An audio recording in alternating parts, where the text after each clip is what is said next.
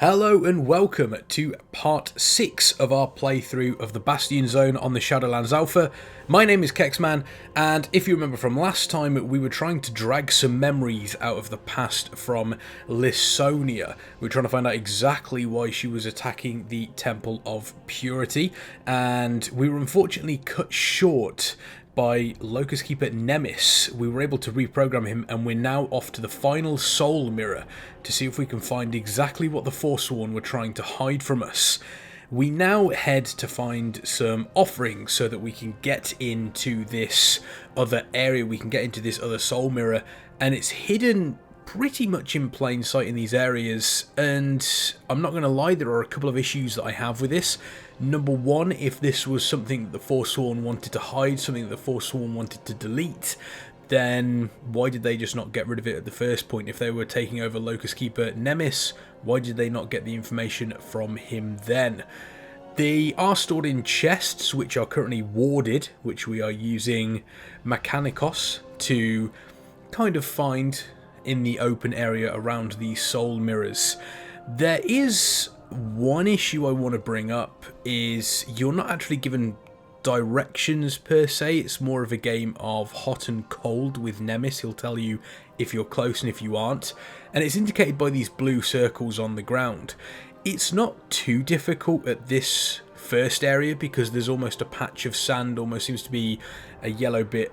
Here it's a little bit more difficult because you have a blue circle on a blue coloured floor around blue Forsworn with blue fauna. It does seem to blend in slightly, and if you're not really paying attention, it's quite easy to miss. It's not exactly out there in the open. There's a lot of fauna around here which, if you're like me and you play with your camera at max distance, can sometimes get in the way. It can be slightly annoying, but it's not the end of the world. It's nice to have interesting fauna to sort of interact with, to have, giving the zone a little bit more of a different feel. These giant flowers that are all around us.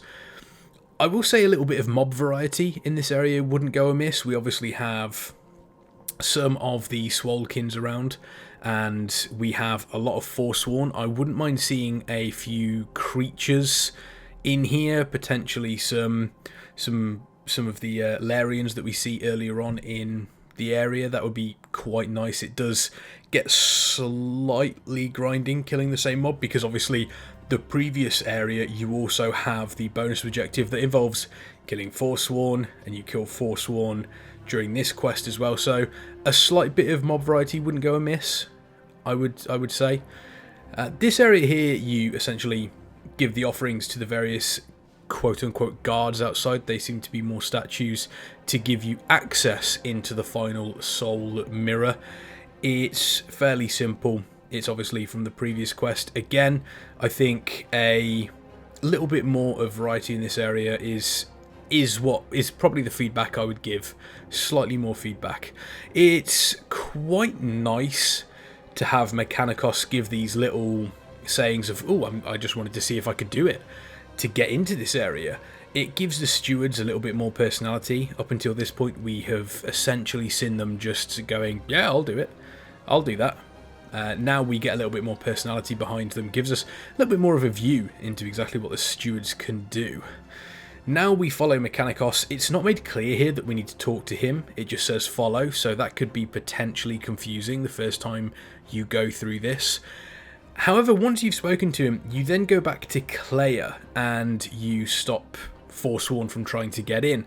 Again, variety is key, I think, with a questline like this. I would much prefer to stay with Mechanicos in his area, maybe solve a puzzle with him. I think that could be, or give the option. Do you want to stay with Claire and just fight these mobs, or do you want to help me do this so we can get in quicker? I would quite like to have that variety. Whether or not it can be added at this point, I'm not sure.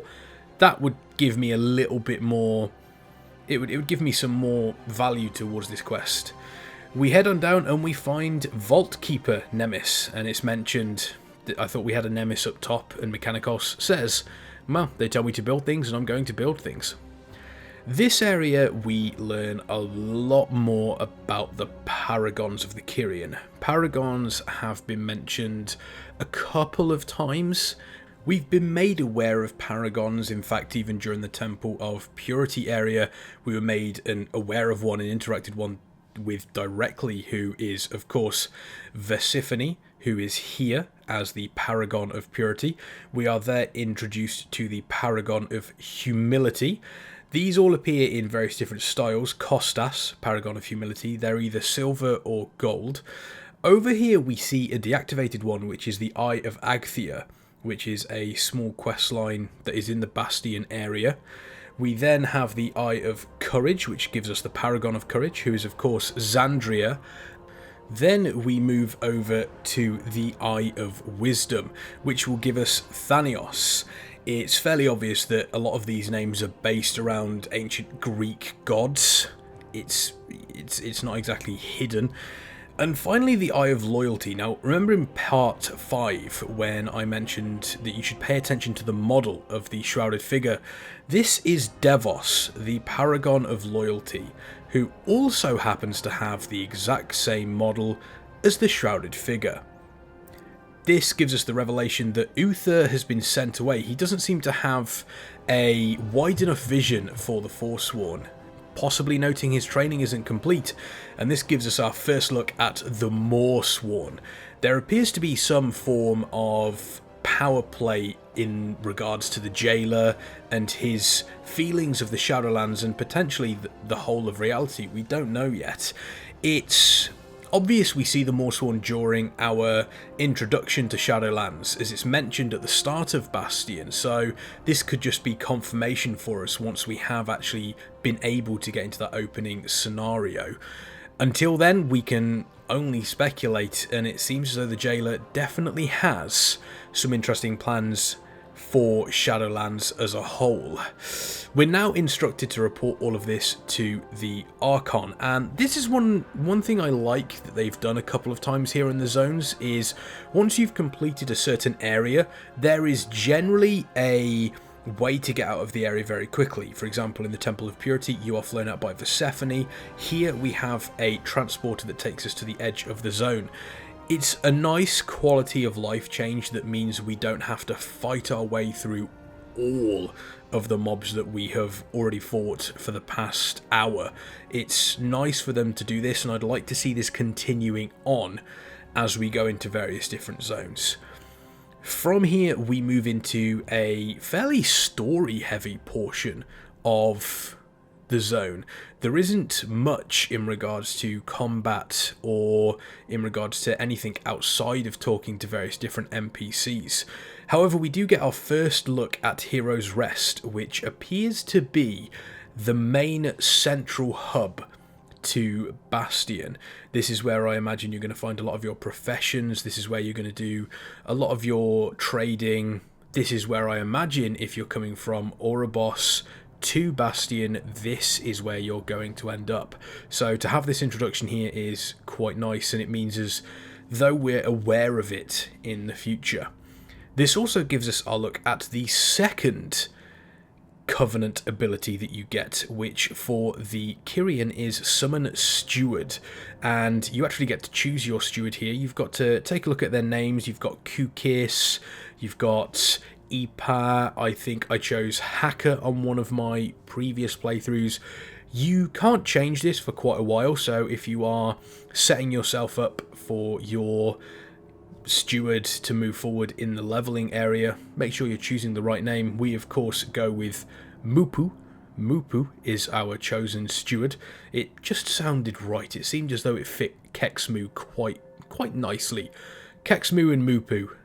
Kexmupu, if you will. That's our team name from now on. These stewards serve quite a few different purposes for your Covenant ability. You actually have the ability to, once you've summoned them, you can sell items, you can change your talents. They will even give you a small potion, if you will, that will heal you and cure you of any bleeds, diseases. It's kind of like a stopgap. It's quite a nice ability to have. It means that you always have something on hand if you need it while questing or while doing daily quests. They have quite a nice little animation as they spawn. They have the potion on the tray in front of them, and they jog towards you, and you actually watch the potion jump off the tray and onto you, and then you have it in your bags. It has 3 charges, so it's not single use, which is quite nice, and the cooldown for Summon Steward seems to be about 5 minutes. It's a fairly useful ability to have. However, for this, we use them to fix a beacon, which brings down Pole March Ardestes. Now, for those of you that are wondering what Pole March means, it actually means warlord / war leader in ancient Greek. I don't know whether you can tell, but this zone is actually taking a lot of hints from Greek culture. I don't know what could potentially give it away, but here we are. He seems to be a spokesperson or a leader of the military forces here in Bastion, potentially for the whole of the Kyrian Covenant. We don't quite know. However, because Calistine has decided to vouch for us, Polmarch Ardestes is happy to speak to us and is happy to take us to the Archon for an audience. This gives us our first look at Elysion Hold, but also we fly quite a way over to Elysion Hold, and it is giving us an incredible view of the surrounding area. I actually decided to get rid of my UI so I could have a proper look at the zone.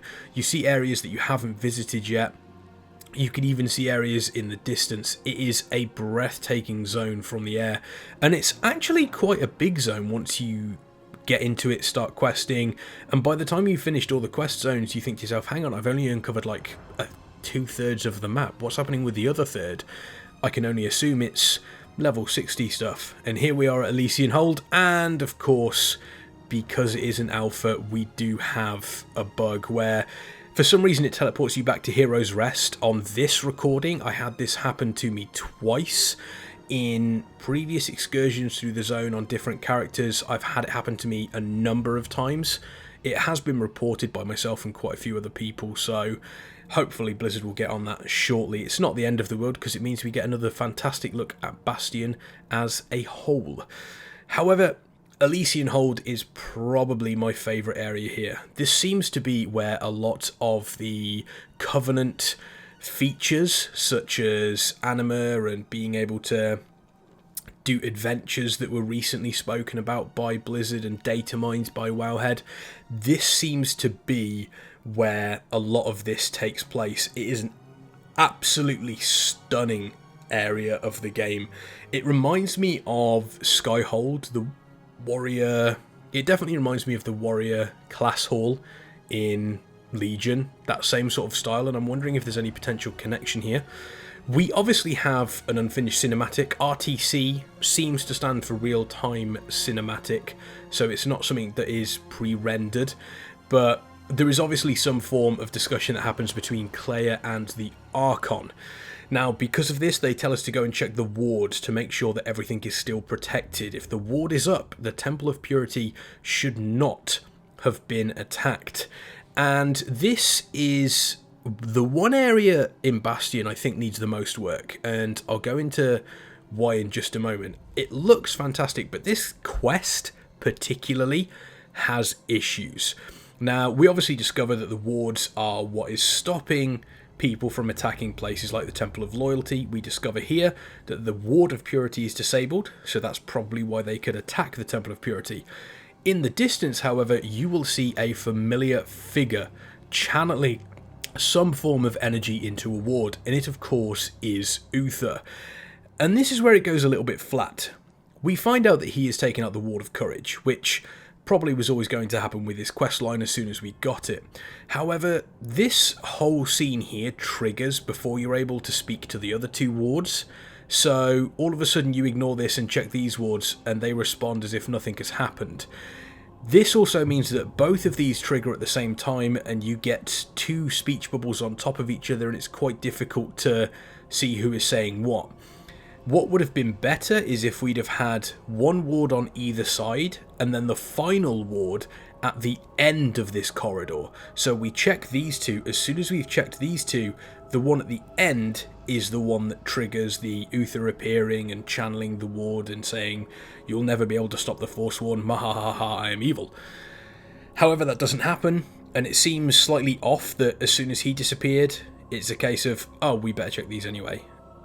For me, it's a little thing, but it's the one part of this zone where I was questing and I sort of stopped and went, hang on, what? That doesn't make any sense. However, because of this news, they send us off to see what is happening at the Temple of Courage, and we have been instructed to talk to Thanakos. And of course, this means one more flight across Bastion. You fly from Elysion Hold and you are sent just to make sure everything is okay. They say, well, okay, it looks as though an attack is imminent. It's best for you to go and warn them and make sure that nothing happens. And I'm sure our flight across Bastion, taking in this beautiful scenery there, we can see the Temple of Courage in the background, means that absolutely nothing will possibly go wrong in our flight over to the Temple of Courage. We'll land, we'll be able to warn them, and everything will be okay. Unfortunately, though, that isn't quite what happens. We are greeted with an awesome in-game event. Obviously, the cinematic that's going to play there isn't finished. I'm betting that is some form of, actually, if not pre-rendered cinematic, is definitely more of a more structured cinematic, very similar to the stuff we see in the Battle of Dazara Lore. And now, across the Temple of Courage, we can obviously see an Acropolis very similar to Naxxramas. What could this possibly hold for the Temple of Courage? Well, I'm sure we'll all find out in part 7 of our Bastion playthrough.